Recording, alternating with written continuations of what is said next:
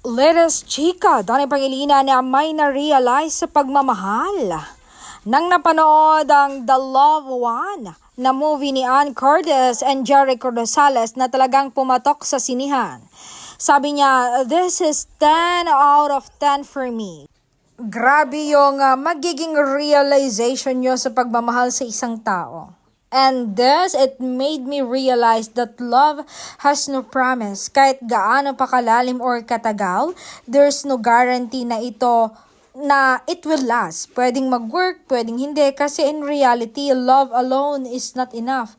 It really depends kung pipiliin nyo pa rin ang isa't isa araw-araw, every single day. Kahit mahirap na, kahit hindi na tulad ng dati. Kaya ko, pipiliin ko pa rin si Belle.